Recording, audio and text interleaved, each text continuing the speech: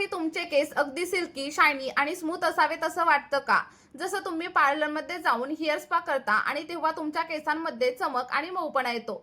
जर तुम्हालाही तुमच्या केसांमध्ये तशीच चमक आणि मऊपणा हवा असेल, तर नक्कीच तुमचे देखील केस सिल्की आणि सॉफ्ट होऊ शकतात. जर तुम्ही मी सांगितलेल्या रेमेडीचा वापर केला तरच. आणि त्यासाठी तुम्हाला आपला हा व्हिडिओ शेवटपर्यंत पाहावा लागेल आणि त्यासोबतच मी सांगितलेल्या पद्धतीने फॉलो देखील करावा लागेल.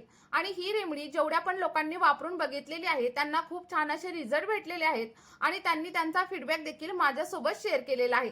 आणि त्यासोबतच तुम्ही इथं माझे केस देखील बघू शकता किती जास्त सिल्की, सॉफ्ट आणि शायनी आहेत. आणि तुम्हाला देखील माझ्यासारखेच केस हवे असतील तर आपला हा व्हिडिओ शेवटपर्यंत बघा. आणि त्यासोबतच तुम्ही हा व्हिडिओ नक्की कुठून पाहताय कमेंटमध्ये सांगायला अजिबात विसरू नका. तर बघा, रेमेडी बनवण्यासाठी सर्वात अगोदर आपल्याला काय करायचंय तर आपल्या किचन मधूनच लवंगा आणि कांद्यांचा वापर करायचा आहे. फक्त 2 घटकांमुळे तुमचे केस इतके जास्त सिल्की, शायनी आणि स्मूथ होतील. आणि सोबतच ज्या लोकांना पांढऱ्या केसांची वगैरे समस्या जाणवत असेल ना तर ती देखील हळूहळू कमी होण्यासाठी मदत होईल.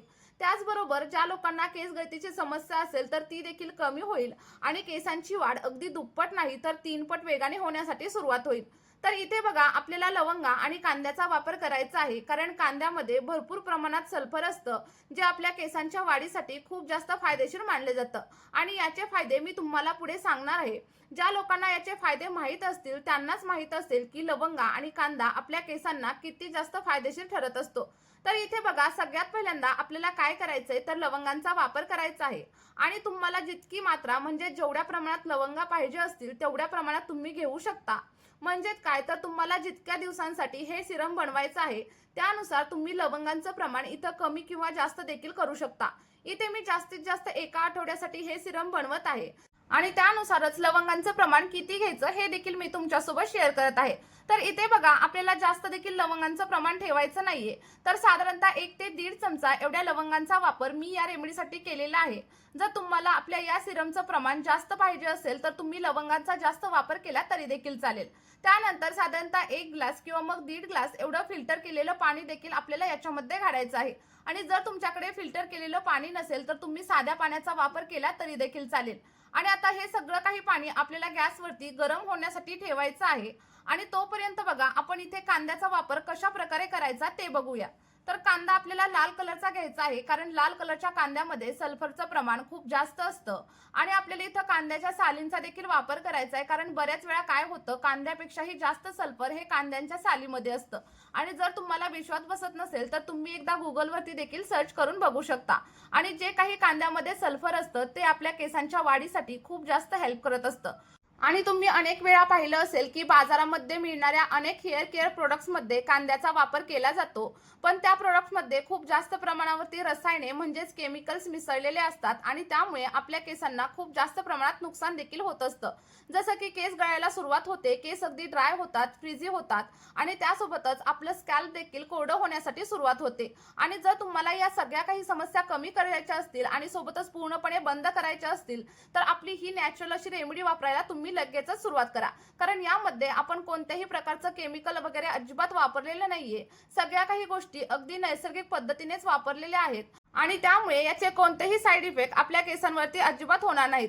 बघा, आपला कांदा कट करून झालेला आहे आणि त्यानंतर आपल्याला काय करायचंय, जे काही लवंगांचं पाणी आपण गरम होण्यासाठी ठेवलेलं होतं ते देखील अगदी व्यवस्थित असं उकळलेलं आहे. आणि आता याच उकळलेल्या पाण्यामध्ये आपण जो काही कांदा कट करून घेतलेला आहे ना तो कांदा ऍड करायचा आहे. बघा, इथे 1 कांदा मी घेतलेला आहे. जर तुम्हाला जास्त दिवसांसाठी बनवायचं असेल तर तुम्ही कांद्याचं प्रमाण इथं वाढवू देखील नक्की शकता. आता कांदा ऍड केल्याच्या नंतर आपल्याला 1 ते 2 मिनिटं सगळं काही पाणी व्यवस्थित असं बॉईल करून घ्यायचं आहे. आणि इथे बघा, अनेक लोकांना कांद्याचा वास येण्याची समस्या असते. पण या रेमेडीमध्ये तुम्हाला कांद्याचा वास अजिबात येणार नाही कारण मी शेवटी तुम्हाला असा एक घटक सांगणार आहे ज्यामुळे आपल्या या रेमेडीमधील कांद्याचा वास पूर्णपणे नाहीसा होईल आणि तुमच्या स्कॅल्पमधील कोंड्याची समस्या देखील कमी होण्यासाठी मदत होणार आहे.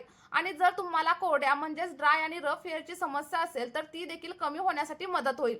आणि व्हिडिओमध्ये पुढे मी तुम्हाला सांगणार आहे की या सिरममध्ये आणखी कोणकोणत्या गोष्टी ऍड करायच्या, सोबतच सिरम केसांवरती कशा प्रकारे अप्लाय करायचं, अप्लाय केल्यानंतर किती वेळ केसांवरती ठेवायचं आणि त्यानंतर कशा प्रकारे हेअर वॉश करायचा.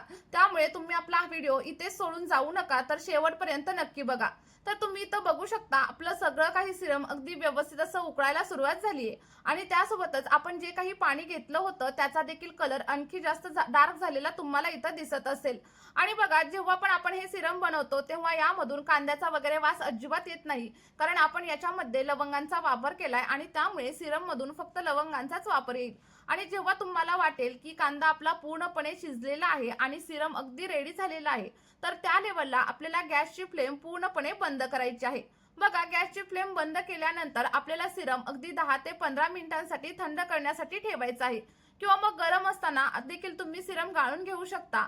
फक्त एक गोष्ट लक्षात ठेवायची, सिरम पूर्णपणे थंड झाल्यानंतरच केसांवरती अप्लाय करायचं, कारण जेव्हा आपण केसांवरती गरम गोष्टींचा वापर करतो तेव्हा आपले केस आणखी जास्त प्रमाणावरती ड्राय होतात, फ्रीझी होतात आणि त्यासोबतच तुम्हाला स्प्लिट एंडची समस्या देखील जाणवायला लागेल। त्यामुळे लक्षात ठेवायचं, कोणतीही गोष्ट थंड करायची आणि त्यानंतरच केसांवरती अप्लाय करायची। बघा सिरम थोडंसं गरम असतानाच मी इथं गाळून घेणार आहे, पण तुम्ही थंड करून देखील गाळून घेऊ शकता। आणि आता मी तुम्हाला सांगते की हे सिरम कशा पद्धतीने आपल्याला वापरायचं आहे। तर सर्वात अगोदर आपण पाहूयात की आपल्या या सिरमचा वापर नक्की कोण कोण करू शकतं। तर बघा महिला असू दे, पुरुष असू दे, मोठे माणसं असू दे, लहान मुलं असू देत किंवा मग वृद्ध असू दे, सगळे लोक आपल्या या सिरमचा वापर करू शकतात, कारण आजकाल पांढरे केस हे कोणाचेही व्हायला सुरुवात झालेली आहे आणि जर तुम्ही आपल्या या रेमेडीचा वापर केला तर तुमच्या पांढऱ्या केसांची समस्या देखील हळूहळू कमी होण्यासाठी सुरुवात होईल। बघा त्यानंतर आपल्या याच रेमेडीला आणखी जास्त पॉवरफुल बनवण्यासाठी आपण याच्यामध्ये नारळाचा तेलाचा देखील वापर करणार आहोत, कारण नारळाचं तेल आपले केस काळे करण्यासाठी हेल्प करतं, केसांमध्ये ओलावा टिकवून ठेवतं आणि त्यासोबतच आपल्या केसांवरती चमक आणि मऊपणा आणण्यासाठी हेल्प करत असतं। त्याबरोबरच आपल्या केसांच्या मुळांना मजबूत बनवण्यासाठी देखील नारळाचं तेल आपल्याला मदत करत असतं। बघा जर तुम्हाला इथं नारळाचं तेल वापरायचं नसेल तर त्याऐवजी तुम्ही कॅस्टर ऑइल म्हणजेच एरंडेल तेल किंवा मग मोहरीचं तेल देखील नक्कीच वापरू शकता। आणि नारळाचं तेल ऍड केल्याच्या नंतर आपल्याला सगळं काही सिरम अगदी 1 ते 2 मिनिटांसाठी व्यवस्थित असं मिक्स करून घ्यायचं आहे। आणि जर तुम्हाला वाटत असेल की या सिरम मधून कांद्याचा वगैरे वास येतोय, तर तुम्ही याच्यामध्ये रोजमेरी इसेन्शियल ऑइलचा देखील नक्कीच वापर करू शकता। आणि रोजमेरी इसेन्शियल ऑइल इथं पूर्णपणे ऑप्शनल आहे, तुम्ही स्किप केलं तरी देखील चालेल। आता बघा व्यवस्थित असं मिक्स करून झाल्याच्या नंतर आपल्याला हे केसांमध्ये कशा प्रकारे अप्लाय करायचं हे पाहणं देखील तेवढंच महत्त्वाचं आहे, कारण बऱ्याच वेळा आपण काय करतो, केसांमध्ये सिरमचा वापर करतो, टोनरचा वापर करतो आणि सोबतच शॅम्पू देखील करतो, पण तेल लावणं देखील विसरून जातो। त्यामुळेच आपण या रेमेडीमध्ये तेलाचा देखील वापर केलेला आहे।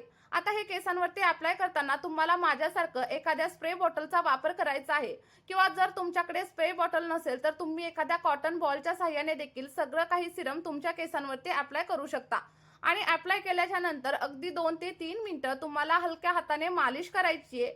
लक्षात ठेवा, तुम्हाला जास्त प्रेस करून वगैरे मालिश करायची नाहीये, नाहीतर तुमच्या केसांची मुळं डॅमेज देखील होऊ शकतात। आणि बघा सिरम अप्लाय केल्यानंतर कमीत कमी 2 तास हे केसांमध्ये तसंच ठेवायचं आहे आणि त्यानंतर एखाद्या केमिकल फ्री शॅम्पूने तुम्हाला हेअर वॉश करायचा आहे। आणि मी सांगितली प्रत्येक टिप जर तुम्ही फॉलो केली तर तुम्हाला खूप छान असा रिझल्ट भेटणार आहे। त्यामुळे तुम्ही आपली ही रेमेडी नक्की ट्राय करून बघा आणि त्यासोबतच तुम्हाला जे काही रिझल्ट भेटतील ते कमेंटमध्ये माझ्यासोबत शेअर करायला अजिबात विसरू नका। आणि ही रेमेडी तुमच्या मित्र परिवारासोबत देखील नक्कीच शेअर करा। चला तर मग या व्हिडिओमध्ये आपण इथेच थांबूया, भेटूया अशाच एका नवीन व्हिडिओमध्ये। आपला हा व्हिडिओ शेवटपर्यंत पाहिल्याबद्दल खूप खूप धन्यवाद।